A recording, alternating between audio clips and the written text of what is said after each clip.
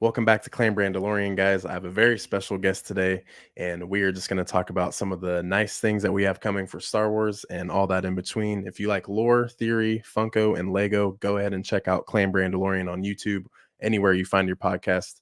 Here we go.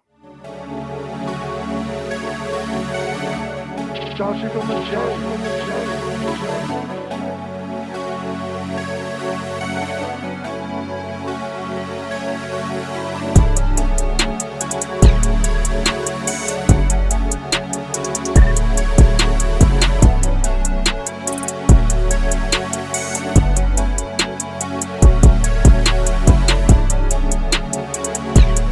Now let's go ahead and bring on our very special guest this week for episode 15. This is Jedi Knight Lex. How you doing today? I'm doing good. Thank you so much for having me on. No problem. Likewise to you. I have had the great honor of going on your guys' show, the Popcast, and had a blast. Love talking about Funko Pops. I feel like I got all my Lego friends, but now I got some new Pop Funko friends. So it's always good to have a mutual friend back on the channel. So yeah, thank you for coming on today. How's your day been? It's been good. I recorded an episode this morning for my podcast and kind of just been doing some schoolwork and knocking out some editing, but another chill Sunday. How about you? Yeah, that sounds good. I always love editing on a Sunday. There is just something about it. I don't know what it is. A Monday night, Wednesday night, it just doesn't hit the same as a Sunday. But yeah, I think that's a good Sunday for you. Today, I've just been kind of running around getting some errands done, like I told you earlier, but nothing too crazy. Just was looking forward to the podcast tonight. And usually we record on Sundays. There's just something about them Sundays. But yeah, very, very glad to have you on once again. But as always on Clan Brandolorian, we do have a show and tell segment that we like to kick the episode off with. And for those watching, if you haven't seen Clan Brandolorian podcast already, all we do is it's just like we're in elementary school again. We like to show off some of our Star Wars collectibles. And for those who come on and don't have many collectibles at all, t-shirt or even a tattoo per se, shout out to Andy over at Galactic Core. He does have a crazy Star Wars tattoo. Maybe he'll show everyone one day. That's a little sneak to him. But yeah, so what do you have for show and tell today?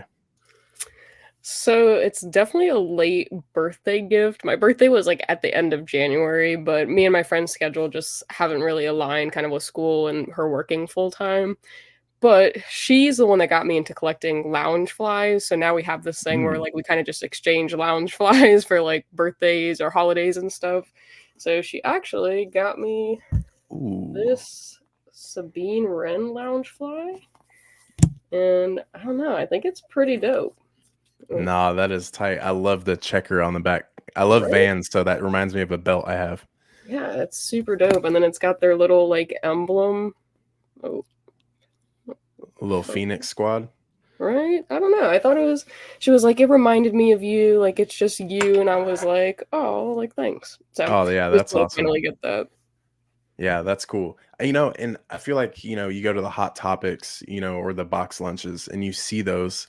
And to me, I like in high school, I had a smaller backpack than most. And I just loved how it fit just a couple textbooks. So those kind of remind me of like the bag I had. So like being goofy with a small backpack and actually seeing those and it's like high quality and it's Star Wars. I mean, I don't have any in my collection, but they might have to add a couple, even if they're just sitting there. Yeah, I mean, I really like them. I try to wear like a different one at each convention, but it's like nice. I could put like a little battery pack in there, put my little gimbal. Like it holds like just enough stuff, and it's like cute, and it's like a little bit of Star Wars, and yeah, I don't know. I really like them. They're definitely a little expensive for a small backpack. Like it's definitely not like a JanSport kind of price, but I really like them. They're super cool. They're like a unique little collection piece. Yeah, nah, I like that one too. And I don't even think I've seen the Sabine Wren one. Is that a newer one? I think so. I know they had like a little purse version, and she was like, I know that you're not a purse girl, so I got you the lounge fly. And I was like, thanks for doing that, because I'm definitely not a purse girl. But yeah, I think it's newer. I mean, it probably came out around like late January or sometime in January, because that's when she picked it up for me. But oh, nice. Yeah, I think it's newer. Sweet. Yeah. Yeah, I like that one a lot. I'm I think the only one I've actually seen other than the Bo-Katan, I've seen that at our Target, but at our mall we have this nerd store, and it has anything from comics to training cards, signed jerseys, and the Funko Pops. But they I seen the a New Hope one, and it was like a stormtrooper helmet, and in its like lens, it was like Han, Leia, Chewie, and Luke, I think, just like on the reflection off of the stormtrooper. I thought that was pretty cool, and I think it had a wallet that you could buy to Oh, like complement it, so that was pretty cool. But yeah. yeah, the lounge flies are pretty cool. Yeah. Um, What do you have for show and tell today? Well, I was just about to pick it up, and this one is a really, really good one. I enjoyed this one a lot. I wanted it the moment I seen it. And I was lucky enough, my birthday was on the 1st of January, and my wife got me this one, and it's very near and dear to me because once I seen the scene, I keep dragging it out, I'm sorry, but once I seen this scene leaked on Reddit, even before Mando 3 came out, I saw the picture of Bo Katan sitting on her throne with her helmet on the side, and she looked pissed. Ooh, And once that was a pop, I was like, "Oh yeah, this has to be in the collection." So I think this one is really good. If you go back and look at the episode, the like back piece of the throne, it's spot on, and I don't think Funko missed at all with this one. And a really cool detail that I think they could have thrown on here was her helmet, but it's also in pop form, so it would have to be just as big. But I mean, this is easily a 10 out of 10. I don't even think I can knock that. So, but yeah, it's Bo-Katan too. She's my favorite woman Mandalorian. So yeah, I'm glad to have her in the collection. nice. Yeah, it's a great piece. I know Chris at Seriously Star Wars, he loves that one. That's like he's a big advocate of that pop. I've been struggling with the deluxe ones lately because they're just big, and I'm like, where am I gonna put it? I'm running out of space, but I think it's really Mhm. clean. But they could have done like a small helmet, Yeah, like that would have been next, or cool. like it didn't have to be like super big, but like a little helmet that could have been cool. Yeah, I agree with that. I think even just like the posture, she's just like just a little bit tilted, and I thought that was kind of maybe just a flaw with this one. But the more you look at all of them, are all just slightly tilted to the side. And if you look at the picture or the little still shot of her sitting on a throne, she kind of has a lean to her. So it's like, oh wow, that the attention to detail is actually spot on. But Yeah. I have the Bo-Katan 463, the one from The Mandalorian, and I wanted the chase to that so bad, and I can never find it. I actually saw it at Fan Expo Denver, and it was like $35 from this one vendor. And I was like, Really? yeah. So I was like, I think I'll wait. So now I have a Bo-Katan without her helmet, so I think I'm good now. Okay. Yeah. I mean, at one point I know Amazon was doing it was like a 50-50, but if you bought the pop for like $2, there was like a chance that you would have gotten the chase. And I was like, Ooh, wow. So yeah, but that's crazy that it's for 35 bucks now because they were literally like $2 on Amazon like a couple months ago. yeah, and see, and I missed that. I wish I would have known that then. I mean, the Fan Expo is like that was like 10 months ago. So that one, yeah, and also the green box Yoda. I don't know if you've seen that one. It's kind of like a recycled box, I believe. It was a Walmart exclusive, I think. Um, Yeah.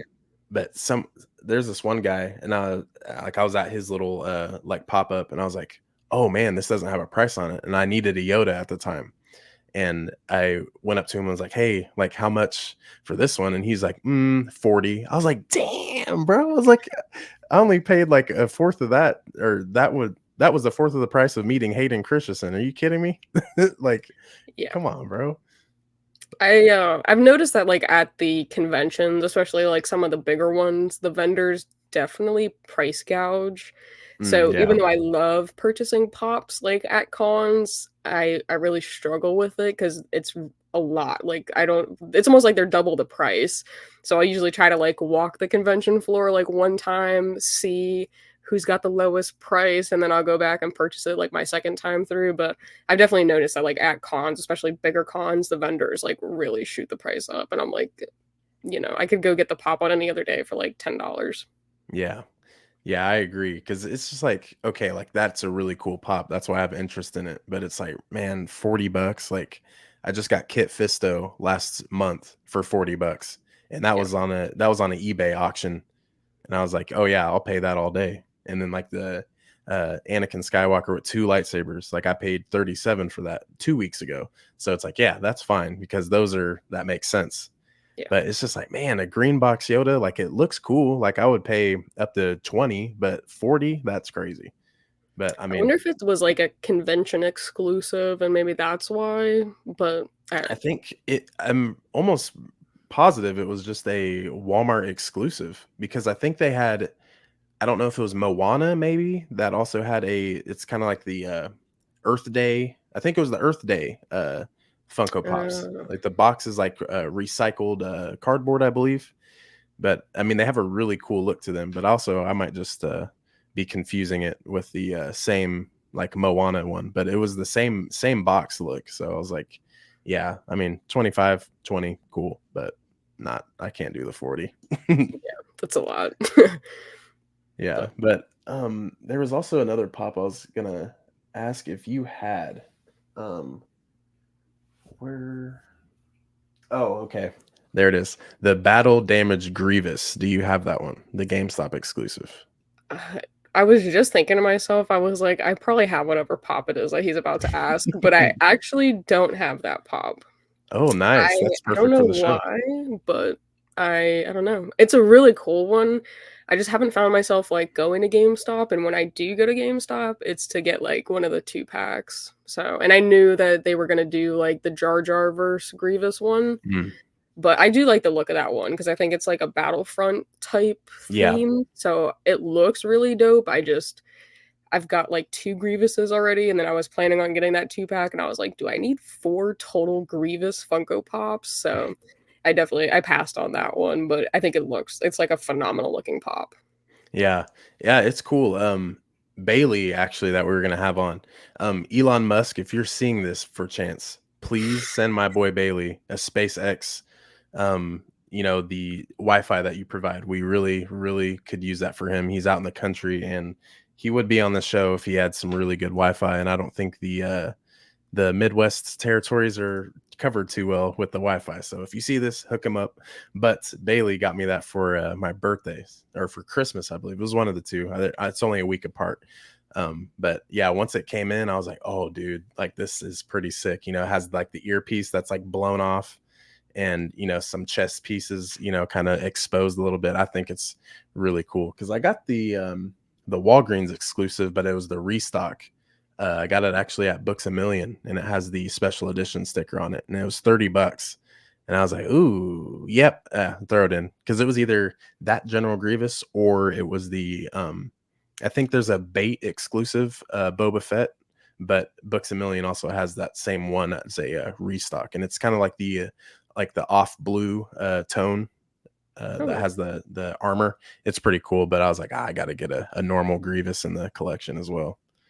yeah, totally. I mean, Funko's been doing a phenomenal job lately. I feel like honestly, since May 4th last year, I've noticed, like, a huge jump in, like, detail, just the quality of the pop, like, the painting of it, like, the sculpts. I mean, don't get me wrong, there's definitely some missteps, and there's definitely a lot of producing the same pop in the same mold, or even just giving us the same pop and then painting it differently, but, I mean, for the most part, they've been doing really good stuff, and I know, like, May 4th, we got that Grievous and then, like, 3 other clones, which was, like, huge, and I feel like a lot of the pops, like, since then, they've been really, really great, so Yeah, I agree. I think a huge argument before was like the same poses but different character, and I think the one that really offsets that argument now is the 332nd clone, the Target exclusive, especially because it has like that running stance, but it's to the left.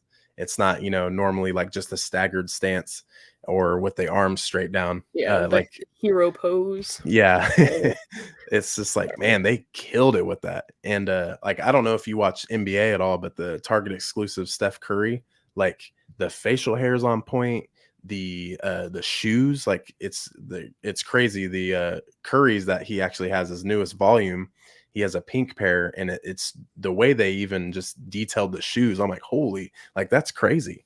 Like they're killing it right now. But I think especially with the Target exclusives, like dude, like insane. I know you got the comic Princess Leia bundle, right?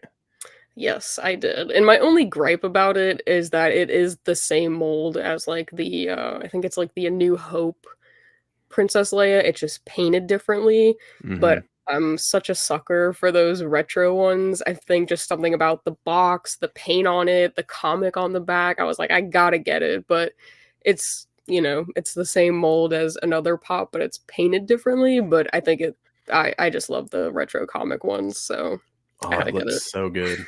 It looks so good. Now that I think about it, you were wearing the shirt when I came on your guys' show the first time. Yeah.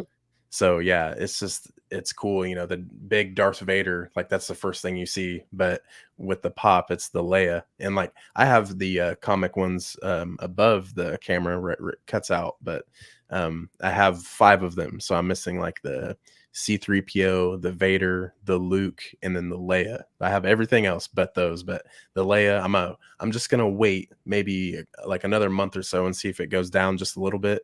Even if it drops to 25, I'll grab it. But it's just like the 30. I'm like, because I'm trying to complete the Jabba skiff right now. Yeah. So those are on sale. So I'm like, I need the Nikto and Lando, and I'll be good. But that Leia, if it drops $5, I'll grab it, which is ridiculous. But I mean, I think something that I've kind of learned now that I've been collecting for a while, it's kind of like a double-edged sword because you want to be like the first to the punch to go get the new pop and put the content out and stuff. However, I mean, granted, depends on the pop, but for the most part, like almost 75% of the time, you could wait a couple months and it's going to go on clearance. And then instead of paying $35 for the skiff pieces, it's like 17, $15. Like that's a whole 20, almost $20 off. So it's I think it really depends on what you're going for. You could wait and get the pop for a cheaper price, or you could be the first of the punch to kind of get the content out, but pay full price. But I know, especially with Target, like most of the time, I want to say like 75% of the time, it's going to go on clearance.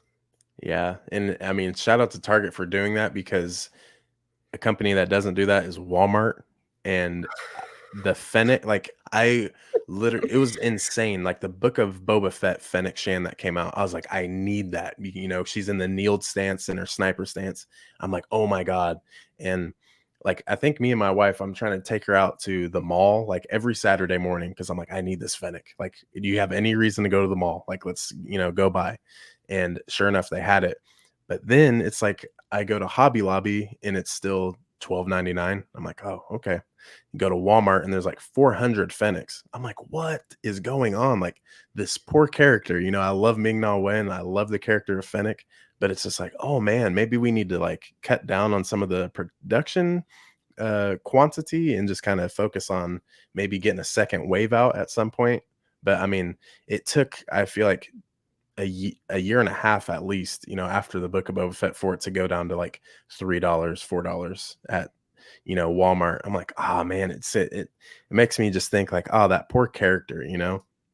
That's something I always think Yeah. about. I mean, it's she's a great actor. I actually got to, like, sit at her panel at MegaCon, but I think I That's had awesome. the pop, and I think I might have sold it to, like, get something else, but the problem that I have with Walmart is they're gonna have the same pop sitting there warming the shelf for months on end. They're Yeah. not gonna get anything new, it's gonna be the same stuff just sitting there collecting dust, and they won't put it on clearance. And I'm like, "Dude, this has been here for months, like, no one else is clearly picking it up, if you drop the price, it might sell, and then, you'll get lucky," but I've noticed Walmart doesn't do that, and I feel like when there is a Walmart exclusive, it's, like, super difficult to find the ones that you really want because when you go, it's all the ones that have been sitting there for months. Right. And it's like, no, like you feel like Walmart, like you get some like great deals on anything, Yeah, if you're getting like a t-shirt, you'll get that thing for like $4, like come on, let me get a Funko for like maybe 6 that's been here for a long time. yeah, Like like, hook me just up. let me take it off your hands, it's just Yeah. sitting on the shelf collecting dust, and, Yeah. you could just give it to me, a Funko collector who loves the character, who loves the pop, just let me have it, half price, even Yes. just take a few dollars off, call it a day. Yeah. It really, really show me that great value. You know what I'm saying? Yeah. 100%. I feel like we can talk about Funko all day. for hours, especially like I've said, like I feel like I've met a good group of Funko friends finally, and you, Patrick, and Chris. I have my Lego buddies, don't get me wrong, but I got to have some Funko friends. And I feel like we finally got some good discussions going with that. But we do have a full slate of 2024. We're 3 months in. We got the Bad Batch. I don't want to gripe and go off of the Bad Batch, but like for the rest of the year, we have the Acolyte coming out. We have Tales of the Jedi season 2 coming out. There's rumors for Andor possibly in December, maybe January, if not December. And there's still some wiggle room for Skeleton Crew. But with all of those said, and you can use the Bad Batch, that's fine. Don't let me take that from you. But is there any series within Disney Star Wars that I just listed off that you are looking more forward to? Is there any that stick out more than the others? Is Bad Batch doing it for you right now? Like what are you looking for? So yeah, I mean, don't get me wrong, Bad Batch is definitely doing it for me. I'm really loving this season so far. However, the one that I like just overall starting in 2023 that I was really looking forward to was The Acolyte, because I know I've got like a bunch of buddies, Ricky, Tony, they went to Celebration and they got to see like a clip or of the trailer, I guess, for it. Mm-hmm. And Ricky was like, yo, like there was like 9 Jedi. They just like ignited their lightsabers. And basically, kind of like the background here, he was like, that's exactly what it felt like. Like I was back in Attack of the Clones, all these Jedi. And I was like, damn, like, and I still can't find it anywhere. Like I feel like there's no video of it posted or like leaked. So I only know what I've been told from it, but what I've heard has gotten me really excited. And the fact that for a very long time, we're kind of just living in this period where Jedi have to like hide. Like they're not allowed to just walk the streets and use the Force or have their lightsaber on their hip. Like for a very long time, like that's kind of been the time period that we've been in post Order 66. Mm. Now with the Acolyte, we're going back even before the prequels, supposedly, to that time where they're able to just roam free, use the power. The Jedi are in full effect, and I'm very excited and looking forward to that. Yes, and that is such a good point because the Kenobi series, I feel like it got a lot of hate, but I just loved how we really, really got to see the Empire thrive. And for me personally, that was able to show me that Anakin Skywalker is Darth Vader. Like that, like I think that show did insane amounts of like more lore pop for me even. But like you said with the Acolyte, I feel like this is where we can see the Jedi thriving once again. But I believe Ricky, when I had them on the show, was saying that, like, what are they igniting their lightsabers for? It might have been Tony, actually. I think he was like, why are they igniting their lightsabers, all 9 of them at the same time like that? And I'm like, oh man, that's a good point. Because, obviously if one ignites, that's one thing, maybe they're about to go up against someone or something, but it seems like there's more than, there might be some bodies in there, like what are they going up against? But man, we're not going to see that in theaters, the Acolyte, but even at home, like getting an experience like that in your house, like that, I feel like the Acolyte is going to just shake numbers. And I think it might even give Mandalorian a run for its money for a live action, presence. I think, like, I'm glad you brought it up because I think it's just, it's a refresh at the same time, get to go back a little bit, see, what's going on. And I think there's also a rumor too that instead of 100 years before a Phantom Menace, they're knocking it down to 50 years before the Phantom Menace. I've heard both sides. I don't know if it's just, a little Reddit, little thumbnail thing, but I saw that it was a massive thread, just people talking about how that could be a possibility that's only 50 years. So that to me is, talking maybe we get to see the ending I want with seeing Palpatine, hearing and seeing, maybe we get to understand the tragedy of Darth Plagueis, like that would be insane. But yeah, man, the Acolyte, it's something. And the Funkos that could come out, the Legos that could come out, like there's just so much potential. And it's an older time that only book readers understand. in Star Wars. There's no live action. The earliest we get is, Phantom Menace, and yeah, it's gonna be awesome. Is there any characters or maybe some fan service that you'd like for the Acolyte? Like any old characters, maybe to see maybe Hu Yang pop in there a little bit, show some people what any people for you? I mean, Huyang's definitely a good call out because I love that, like, little droid, or he's not little, he's probably taller than I am, but I like that droid. I don't so I'm not, like, the biggest book reader. I feel like the only books I've been reading lately are textbooks, but I do wanna try to get into reading more, but I have been reading on, like, kinda just post on Twitter or X, whatever, possibly a Darth Revan. I Mm, think that would be insane. I know that the guys, just read for their, like, book club the Darth Plagueis novel, so I think that would be cool because I think a lot of people don't realize that Darth Plagueis is not as far back as we think, so if it is within 50 years, I think that's totally a possibility, and I've been seeing a lot of, like, possibly High Republic stuff. mm, It could be in that time period. I don't really know the time frame again, I just haven't really read it, but honestly, I don't know what to expect. I think Revan would be the big one for me. I think that would be really sick, or man. Plagueis, but I don't know. I think I'm kinda just going into it very optimistic, and whatever, they throw at me, I'll be happy with. Yes. Could you imagine if we really get to see Keanu Reeves as Darth Revan, or even if it's, if it was Jim Carrey, like I don't care who it is, like Yeah, give me Revan, and especially with me, like those old Republic and High Republic characters, this is kind of like that's not Obi-Wan or Anakin to me. So it's like it's hard for me to like connect to those characters because I don't read either. The only Star Wars book I've read is Dark Disciple, and that's only because I'm such a Quinlan Voss fan. Like I needed more, but that book's even taken me a long time to even get through again. So it's just something about it. I don't know if it's my attention span or what, but like books, not my cup of tea. I'd rather read, or I'd rather watch a show on YouTube, maybe just about it, someone going over it. But yeah, I'm the same way. But if I can get, the High Republic in a show, I will be able to understand so much, and it'll help me, especially as a fan, because I want to go into it blind. I want to go into it optimistic, just like you. So I would really hope that it just changes my entire perspective of why Yoda acts the way he does, why Mace Windu acts the way he does, Palpatine. But yeah, I believe that Plagueis might even still be alive around the time of Phantom Menace.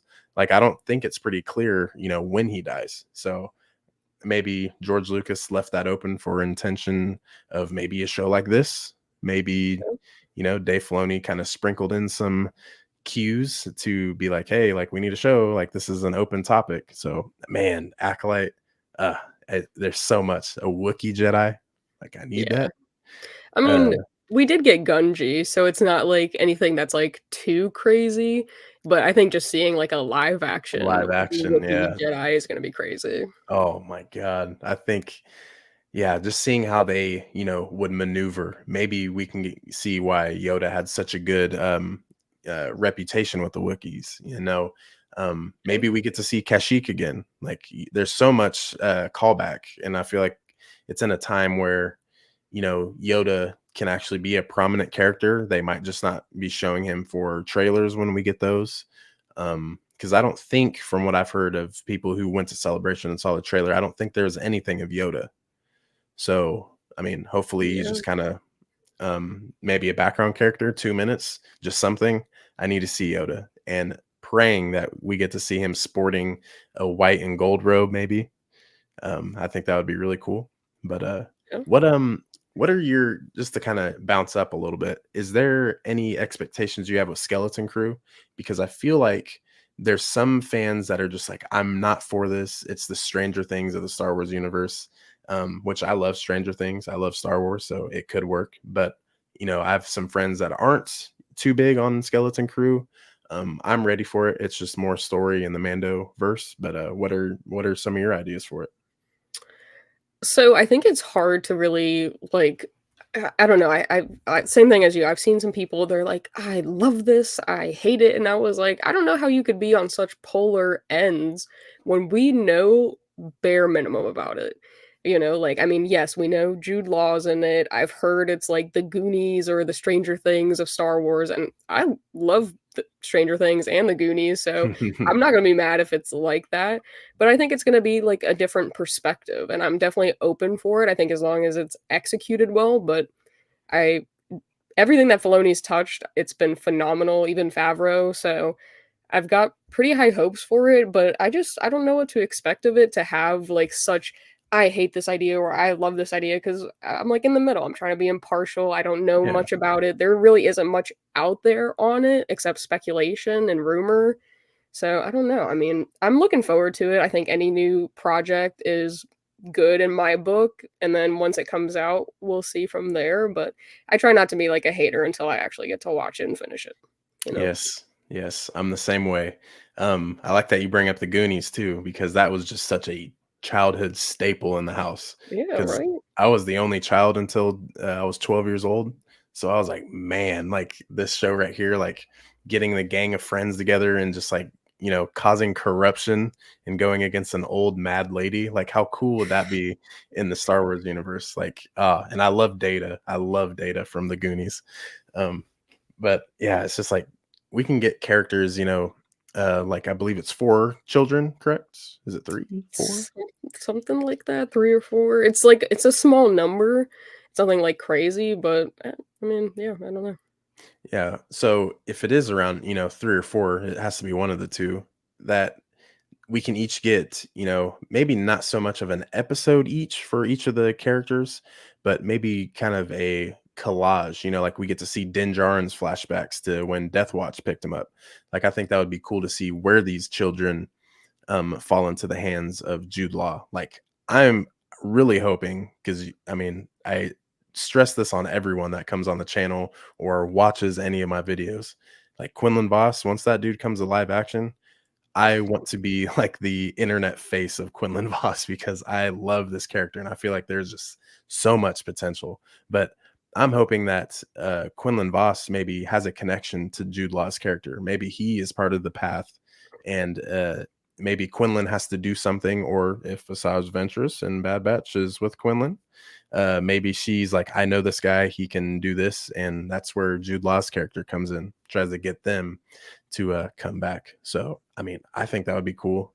I would Yeah. love to see that. I mean, if they do give it, kind of that Stranger Things feel, like I feel like us as we're in our later teen years, like the people that I'm friends with, or in our 20s up to 30s, got some homies 40s 50s, but I know they all can relate to Stranger Things, like especially the older friends, like they were there that age, they were Destin and Eleven's age when they were in the 80s, so they can really connect. So I'm hoping that the Skeleton Crew can really be good for a casual fan or immensely just bring in those fans that, that's how rebellious I was as a kid. If there's rebellious characters or how smart they were, how much they mean to a group, like that's what I'm really hoping for is it can bring in like a whole new wave of fans. I would love to see a huge group of just like Skeleton Crew fans that are just like, this is the show, because there's Clone Wars fans, there's Rebels fans, and they're serious about that. I think that would be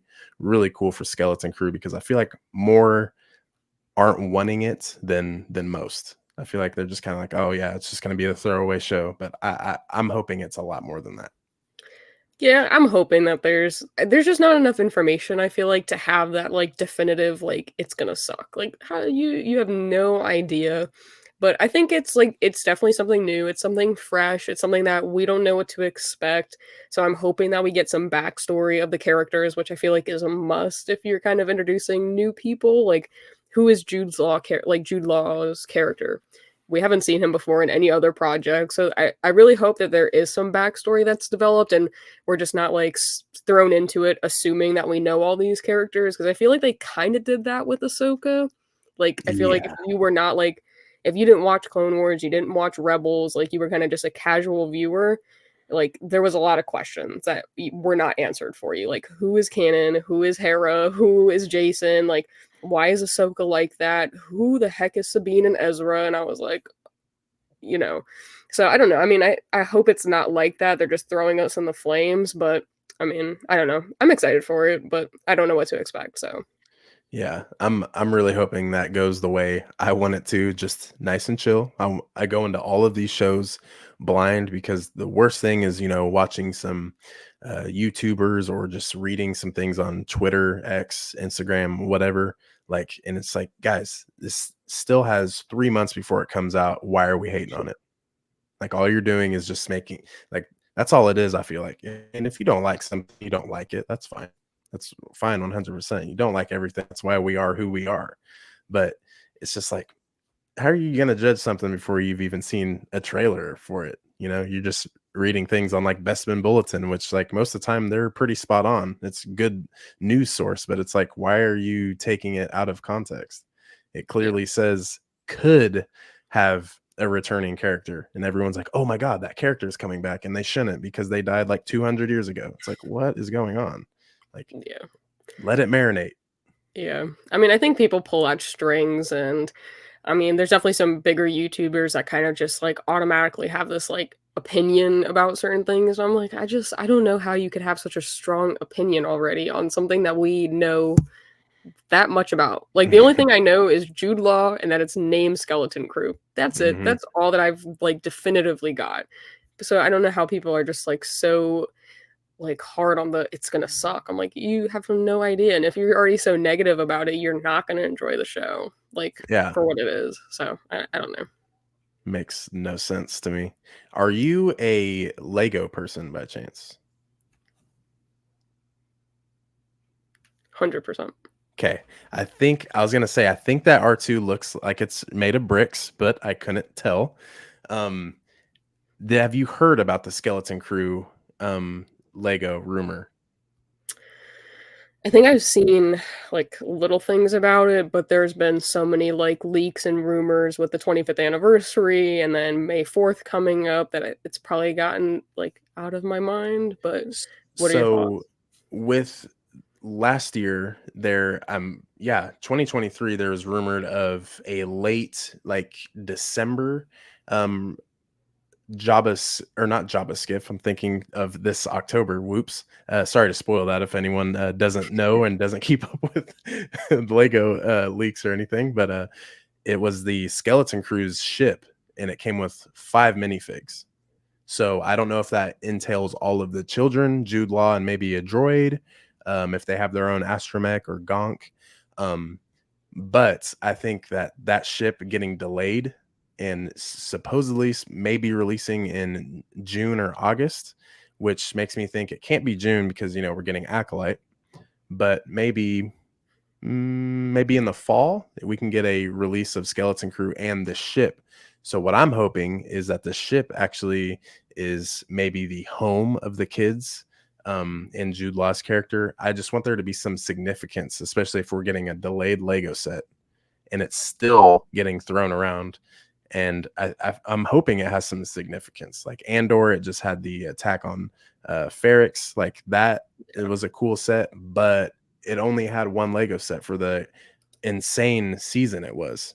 So looking at the Skeleton Crew set, I'm really, really hoping that it's just like a huge, huge significance to it. So I didn't know if you had heard about that one, but I think it's pretty interesting. Yeah, I mean, I'm like a big Lego Star Wars person, like even when I was like a little girl, but I kind of struggle with the leaks and the rumors because like let's say for the Ghost and the Phantom 2, they put out like the leak of it and then there was like a tiny Jason in there that had green hair and we were like, "Oh my god, like is Jason going to have green hair? Like that's what he's going to look like. This has to be official because it's coming from Lego." And then he looked nothing like that in the show. Yeah. So I kind of have to take, for the most part, Lego is very spot on. Yeah. But when it comes to leaks and rumors, I really have to take it with a grain of salt, like that's not going to be definitive, or it can be, but it may not be. But I don't know. I mean, I think it'd be cool. I'd be excited to see what it's going to look like and who the minifigures are, but I hope it has some significance. Yeah, that's what I'm hoping for is just because if it's been delayed already and it's, always been thrown in the loop of leaks, like make sure that we get this, because if it's, and I think it's at that 160 price point, so maybe it's going to be around the same size as like the 2019 Millennium Falcon. Mhm. I'm hoping it's like a good piece to price match, just because I mean, if this show's going to take off like I hope it does, like I just hope the Lego set maybe goes up in value for collectors later down the line. So I mean, that's just what I'm hoping for. Yeah. I mean, for 160, it could be pretty good size, but I know lately they've been kind of jacking up the price on certain things. Like I Yeah. know the one Millennium Falcon that they just dropped, I think it was on the first of this month. It was like 80 something dollars, and it's like it's a tiny thing. Like it's not anywhere comparable to the Play Scale or even the UCS, but obviously that one's like enormous. But I don't know. I mean, I'm hoping for the price it'll be nice and the Yeah. ratio to brick piece will be spot on, but I know lately the Lego sets have been kind of shooting up in price. Yeah, they kill me with that sometimes, because it's like the Yeah. Yavin set. Like I was like, "Oh my god, this is gonna be crazy," but it's like, oh, like this is basically like Vader's castle Yeah. mimicked with tan pieces, and there's like the backside when you flip it around, it looks cool, but it's just like dense. It's like, okay, Yeah. 160, no chance. And the Y wing is like floppy. Have you seen that?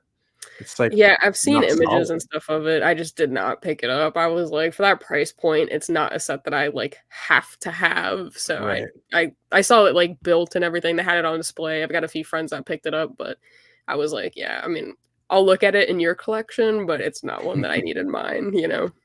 That that's how Bailey is with me. Like I have the spider tank droid, and he's like, "I'm never picking that up." I'm like, "Ah, bro, it was $10 off. I had to." And the Bo-Katan is too fire. And Yeah. he just picked up the R2D2 that came out this month, and I'm like, "Ah," I was Okay. like, "Yeah, that's cool," but I'm like, "Hey, hashtag Team UCS. The UCS R2 is everything I gotta have."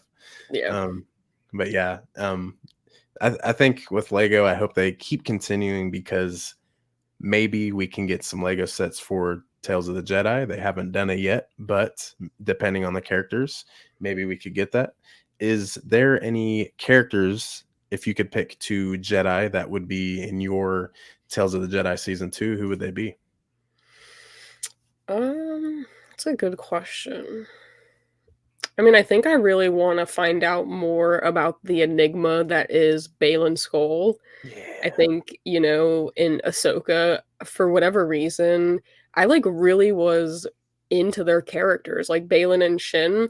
Like, Yeah. I knew nothing about them before that, and then I just felt, like, so connected and drawn to them. I don't know if it was maybe just the actor's performance and, like, carrying out of those roles, but I would really like to kind of find out more. I mean, I would like to know more about Shin and Baylan, but more specifically Baylan, because I feel like he's such an interesting character and like he clearly contemplates both sides. Like, Mm, yes, he's a Sith. Prior, he was a Jedi, but even as a Sith, like in Ahsoka, you can see that he kind of, goes back and forth a little bit with certain things. So, I mean, definitely Baylan. Um, Maybe I don't know, because Darth Maul's always been bad. Maybe if we get like a Tales of the Sith Darth Maul kind of training under Palpatine, I think that would be cool. But I don't know. I guess I'll just stick with Balin and Shin. yeah, that's a good look. I mean, Shin obviously wasn't one at the Jedi Temple under the, Yeah. state of the art, Jedi training that Yoda had for everyone, and that he came from. But I mean, Balin was talking about the line of Boken Jedi, ones that were trained in the Jedi ways after Order 66, Luke, Ezra. Like that is really, really interesting. I feel like even with Balin and Shin's like connection, I think obviously there's some things that Balin transcended to Shin as an apprentice. The Padawan braid, like that is like one of the first things you see of her character. And the bangs, of course, but it's just like, man, she's killing this braid right now. Like, Yeah. and you can tell that her previous master may love the way of the Jedi, the way it was orchestrated. but obviously he didn't like Anakin and how everything fell, towards the end. He might have been on Coruscant seeing the temple burn. The way he phrased it was kind of like you could see it from hindsight, like whether he had seen it actually happening or if he could see it, through the Force. But man, that would just be insane to know Balin's backstory, how he got founded. And then maybe by the second episode, we get to see him training a young Balan. Like, did he have, like blonde hair? Did he have brown hair before he went gray? Like the Yeah. little details like that. Like, and then obviously seeing him during the events of Order 66. I think a lot of Star Wars fans have been talking about the Order 66 usage that we've been getting in the last couple of years, but I want more. Like, I don't think there's enough. Reva and her Padawan friends at the temple, love that. Seeing Anakin walk down, love that. Yeah. Um, everything Grogu getting, saved by Keller and Beck. Like, I need more. There's so much that went on that night. It's insane how some people are like, oh, they're using that too much. It's too easy. It's like, man, it's easy for me to watch this because Yeah. I want to see everyone's, point of view. But man, yeah, I think Baylan has to be a good option. I feel like Dave Filoni has pitched enough, and especially with Ray Stevenson's passing, may he rest in peace. Really think that this is a character that they can execute very, very well with a story. That way we can understand Ahsoka more, like the season one, understanding why he didn't see eye to eye with what Anakin, was going through. Maybe we can see why Baylan, it was easy for him to fall away against the order. Maybe we get to see a reason why the Mortis gods may be calling to him. Like, I feel like that it could be all about him the entire season. That would be crazy. But for me too, if there's going to be two Jedi, I want Baylan there. I'm gonna have to agree with you on that one. I think it would be a miss if we didn't get Baylan. But I think either Kit Fisto for me would be a really good one. I feel like he was very significant during the Clone Wars, and obviously he was one of 4 that went with Mace Windu to arrest the Chancellor. So Mhm. obviously we see him in the Clone Wars and even in the Clone Wars 2D animation series. I feel like every time Kit Fisto's on screen, it's huge. He's got the beautiful smile. It's just a character I feel like we need more of. And I think a good runner-up would be Plo Koon. Obviously, we know his leadership, his relationship with Ahsoka, and seeing some things that the Jedi couldn't. He was more for the Order, as Qui-Gon was like, I see other things, let me go this route. But I feel like Plo Koon saw things, but was like, I'm gonna stay with the Order because this is what I'm living for. Yeah. So I feel like that would be a great character as well. But yeah, give me Baylan and Kit Fisto. I think that would be a great dynamic to see them in Tales of the Jedi season 2.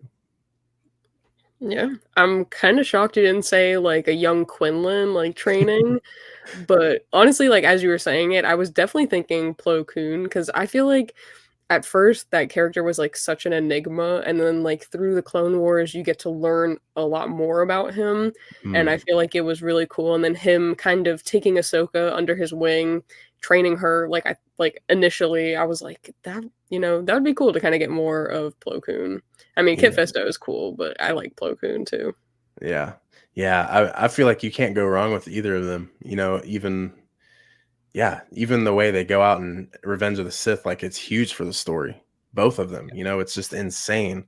The character dynamics that they have. But yeah, like Quinlan, I feel like it's too easy for me to say. Um, I feel like we need to go one step at a time with him because we've only heard his name dropped in Kenobi, in Revenge of the Sith. We get to see a little flash of him in the Phantom Menace as a background character, um, which is also a really cool thing. And then the one episode of Clone Wars, like there's so minimal, but he's always mentioned. So it's like, okay, I feel like they're going to have this grand appearance for when he comes, and I know it's going to be a huge deal. And I've been thinking, each week with Bad Batch, Asajj Ventress, she's in the trailer. Everyone knows that. But the last person to be with her when she supposedly passed away was Quinlan Voss and Count Dooku, and we know Count Dooku's gone. We do know that Asajj Ventress is back, but who was there? You know, Quinlan Voss. So I feel like he just has to be in the Bad Batch. He has to be. There's just no other way. In the flesh, animated Quinlan Voss, he's back. Please, please, please, please. I need it. Yeah, I mean, I've like slowly been working my way through Dark Disciples, so don't quote me anybody if you're listening to this. I'm only through like chapter 11. But I mean, someone mentioned that like possibly we see Asajj because maybe she gets hired as like a bounty hunter to go get Omega. And in the book, at least so far, Quinlan is working with her as a bounty hunter. And I was like, oh, well, maybe they'll kind of fold that in and like maybe that's how he'll kind of make an appearance. Granted, I don't know if that's the reason that we see Asajj, but maybe if she is hired for that reason, she might be with her partner in crime, Quinlan Voss, and that would be really cool. But I don't know the rest of the story. I don't know what happens with it yet, but just from like what I've kind of read so far, it seems like they're a pretty good like tag team duo of bounty hunters. So I mean, that would be pretty cool. So I don't know. We'll see. Yeah, and right when they kind of go about the bounty hunting in the book, like that's a good spot. Like you're starting to really, really get into it and see that accidental relationship form. It's Yoda was like, "Hey, dude, like we need you to do something," and Kenobi's just like, "Yeah, dude, like it has to be you. It can't be anyone else." And that's such a huge, huge pivotal moment in the Clone Wars. Huge.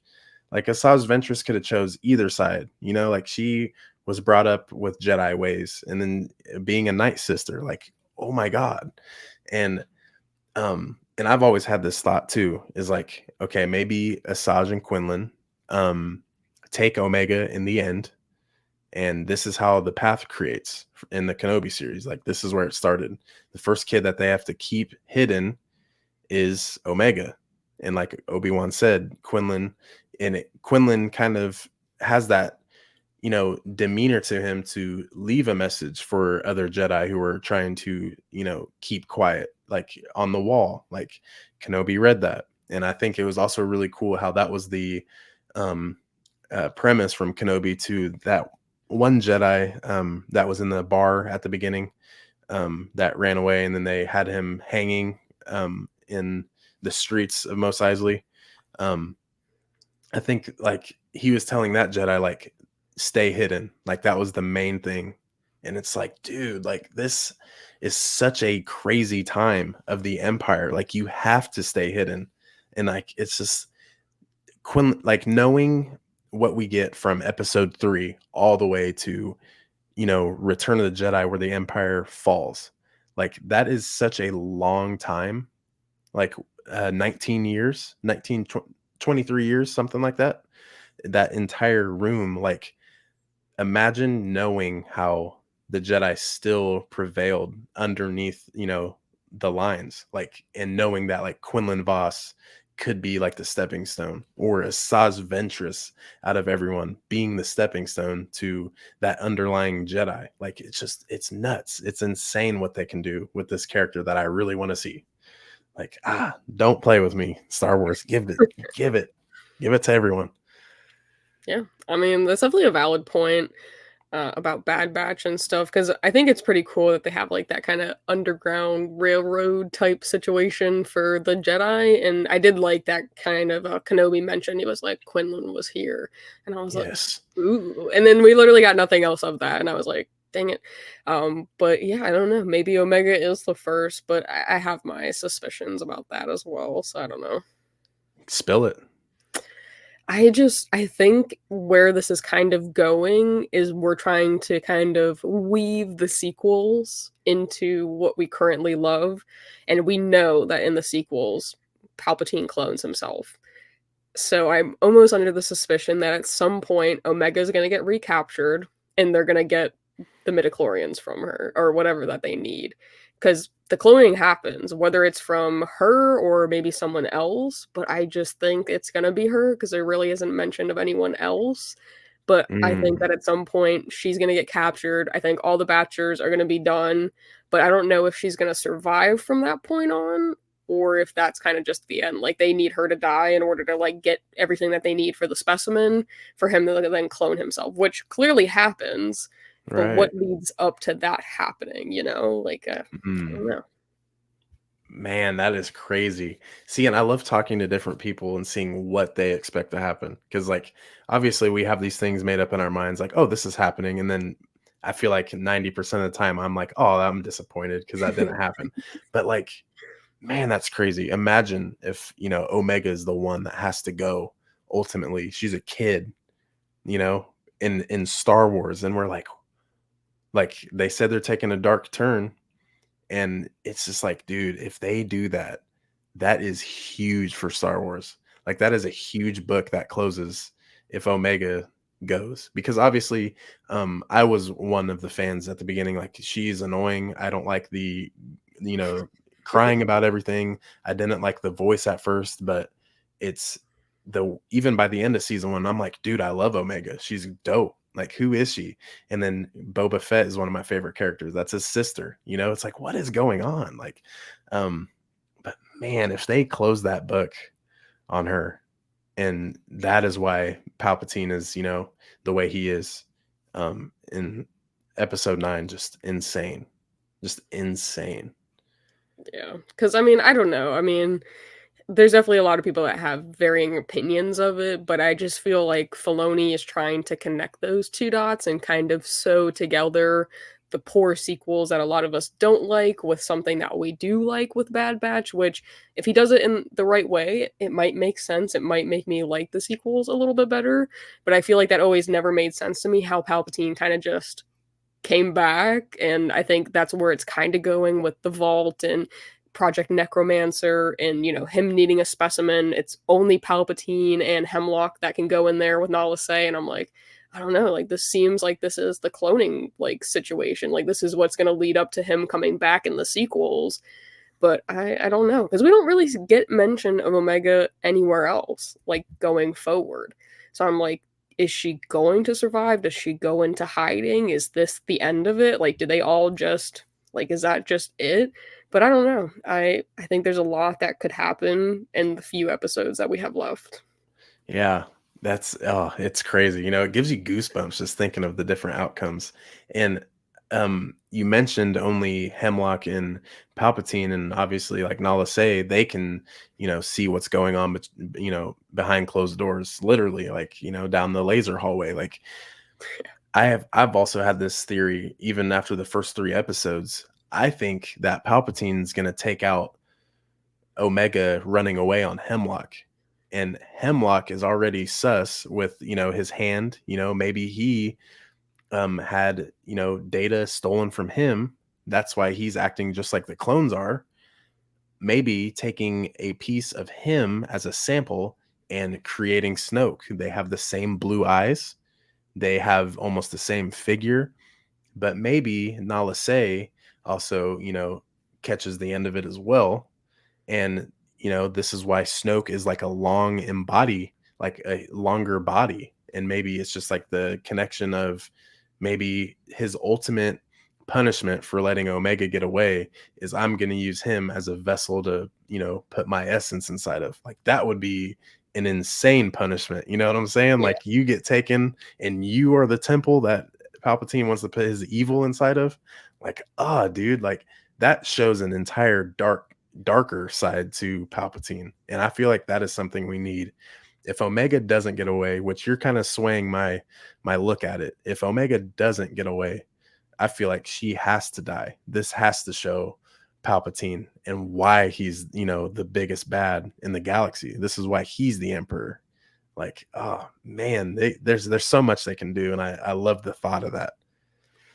Yeah, I mean, it definitely would be super dark, and I've seen people, they're like, "Oh, Disney would never do that. They'll never torture a kid." And I'm like, "Okay, well, I don't know. I feel like Disney has kind of at some points, it's not all dark, but there is some darkness involved in Star Wars, that is the Empire. That is how people come up on that side of the Force, and I just think that something big is going to happen. I think at some point she is going to get recaptured, and whether she lives from that point on or dies is going to be a big deal.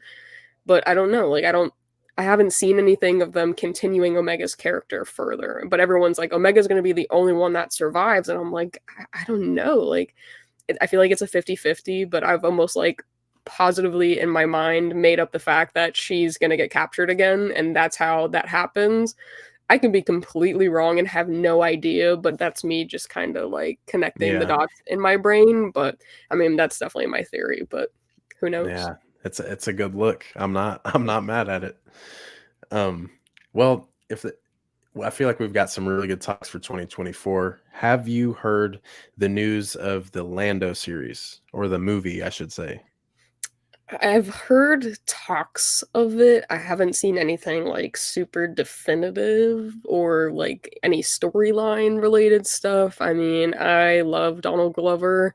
I think he did a great job playing young Lando, so I'm looking forward to it, and if it's similar to what the Han Solo movie is, I won't be mad about it because I did like the Solo movie. I thought that was, like, a cool, unique different take on Star Wars, at least movie-wise, so, I mean, if it's like that, I'm not gonna be mad about it.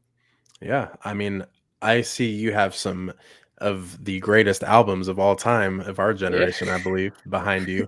I didn't know if if you were a huge Childish Gambino fan like myself, but oh my god, the first time seeing Solo, I was like, man, Lando is Billy D. Williams and Donald Glover.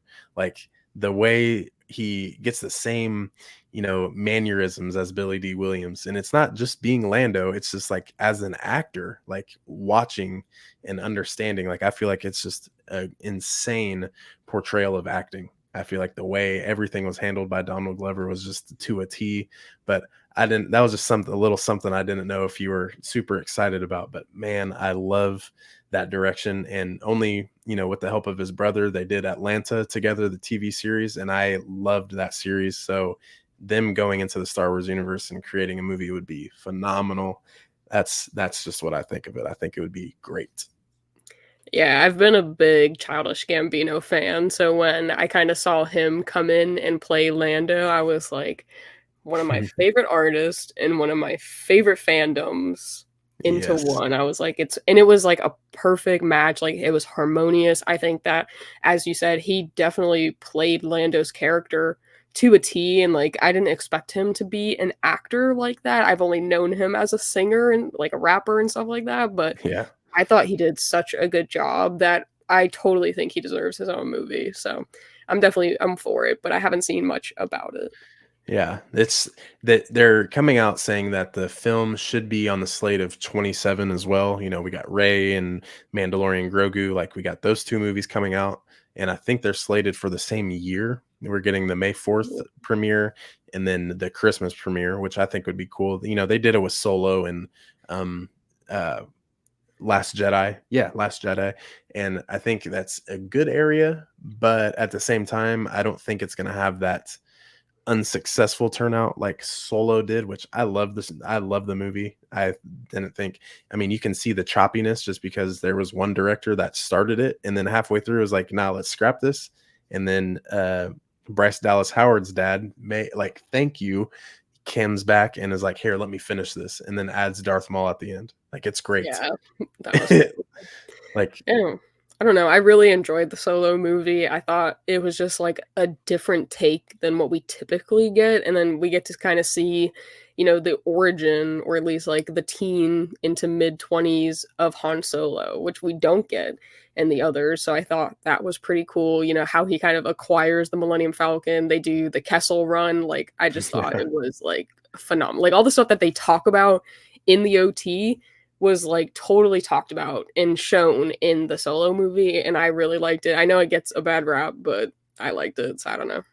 Yeah, there's no problem with it for me. I loved White Men Can't Jump, so Woody Harrelson in this film as well. I'm like, dude, they're killing it with the casting, and I think that only opens doors for recast. I'm a huge advocate for it. I'm fine with recasting.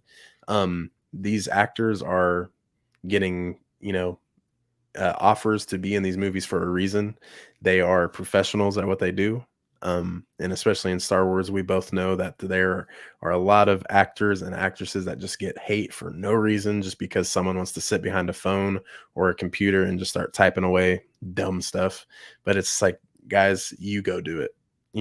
I want to see you play Han Solo and kill the role. Like, I think everyone did a great job and the story was phenomenal. So I'm hoping the Lando movie does, if it's not going to be 27. I think it's going to be more of a 2028 is what they're looking at. So I think, after two booming movies, getting Ray back on the big screen, getting Mando and Grogu on the big screen, I mean, that's going to shock the entire world. I think that Mando and Grogu movie is going to just slay the theaters all across the world.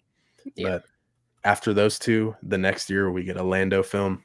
I think we're going to be in good hands for movies once again, because it has been a long awaited 5 years coming on for a Star Wars movie in theaters. So Yeah. I'm ready. I'm ready.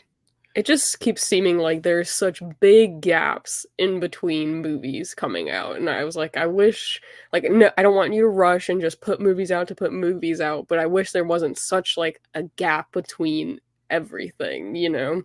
But yeah, I don't know. I'm skeptical of the Rey movie. I will say that just because I'm not the biggest sequels lover on record. But I am very excited for Mando and Grogu. I think that's going to be huge. I think anything Grogu related is just going to draw people in, even if they're not Star Wars fans, just because he's a little green cutie. Yep. And I think the Lando movie might be tough, just because I know a lot of people did not like Solo. So I think that might not be perceived well. I'm excited for it though. The Rey movie is the one that I'm definitely most skeptical about personally. Yeah. Yeah. Yeah, and that's cool. I love all the different ideas and stuff. I'm a huge advocate for just pretty much all of Star Wars. So the sequels, I am one that will definitely say that the writing was just up and down, and you can tell that everyone was like, "Hey, do this," but they're like, "Nah, I'm gonna do this." And it's just like, I feel like it was just a lot of toss around. And even Adam Driver and Daisy Ridley, talk about how things just weren't completed, where it was almost there, but it wasn't. And I feel like a lot of fans can almost like it, but they just don't, because everything has been, or almost like just missing a little bit. Yeah. But I feel like, Filoni is going to do his best way to, fix any questions. More so, I don't think you can fix a movie that is it's already out. You can't fix it. But if you can get a different mind or an idea to it, I feel like that can help. But it's Star Wars for me, so I'm gonna, enjoy it for what I can, and I pull out what I like from it and try to outweigh that from what I don't like. But I mean, I'm excited for all the films, but yeah, I can agree with you. I think that there's going to be some things with the Ray movie firsthand that people are like, "Hey, it has to be this way," or might be checking out halfway through the movie. So, but I get it. Yeah, I mean, I'm gonna watch it because I love Star Wars, and I think having the Filoni touch on it is gonna be good. As you said, you can't fix the sequels, but I think you can do things around it to give people a better look at the sequels and try to fix it that way, which is what I kind of think he's doing, kind of threading through Bad Batch, possibly through the Rey movie. Yes. But I mean, I don't know. I don't blame the actors whatsoever. I think I'm just going to chalk it up to poor writing because it was definitely very choppy. It was like multi-directional. There wasn't like a clear vision. So I'm Mhm. hoping that with Filoni now kind of taking the helm and having George Lucas, like I feel like he is George Lucas's apprentice, and I think anything that Filoni will do will kind of embody what Lucas kind of started, and I think it'll be positive. But just because of how the sequels took place, I am skeptical, but I'll definitely watch it and I'll try to have an open mind, but we'll see. Yeah, for sure. For sure. But yeah, I feel like everything we discussed about was just exactly how I had it planned out to be. I thought this was a great episode. Thank you for coming on. But for everyone watching, Lex, let everyone know where they can find you, what your channel's about, what your movement's all about. Just the table's yours. Yeah, gotcha. So it's either Jedi.Lex or Jedi_Lex on pretty much any platform, YouTube, TikTok, Insta, X, Twitter, whatever it is. And I kind of just do everything and all things Star Wars. I've been doing Bad Batch reaction videos, I do unboxing videos, conventions, and I did start not too long ago my own podcast where I kind of talk to different collectors and we take a look at their collection as well as kind of talk about how their love of Star Wars originated. And that's been really fun because I think Star Wars has brought a lot of people from different walks of life together, and we all love it for a different reason. And as collectors, we all have different collecting passions, and it's been really cool to see what everyone is passionate about in collecting, whether it's Lego, helmets, lightsabers, Funkos, but we all love Star Wars, so that's been really fun. But yeah, that's where you can find me, and that's kind of what my channel is about. Yes, and I, of course, here on Clan Brandolorian have the same interests, from movies to the series, Funko, Lego. I'm just kind of in the mix of the collecting and the, trying to review each episode, each movie that comes out. So I feel like we all each have our little touch and we all bring our own spice, kind of like you were saying. But guys, if you are seeing this and you're here to the end, make sure you go follow Lex. Great guest. Loved having her on, and I've been a part of their show as well. Yeah, tell everyone also too about the podcast, and then just a little bit more on your podcast. Yeah, so let me say not say we, but me, Patrick at the Poptography, and then Chris at Seriously Star Wars. We kind of host a Star Wars based popcast together every Saturday. We've been going live at 6 p.m. EST. We talk about Star Wars, Funko Pop news, leaks, drops, announcements. We have guests on, and we've been doing top fives lately of pops that we would like to see from different Bad Batch episodes or really anything.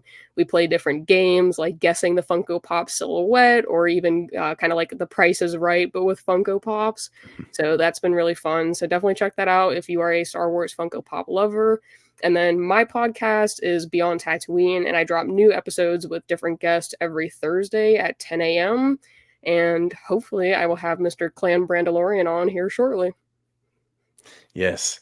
And I wanted you to shout out the podcast because that's how me and Lex connected. That's how I got the chance to get her on the show. And it was a great time.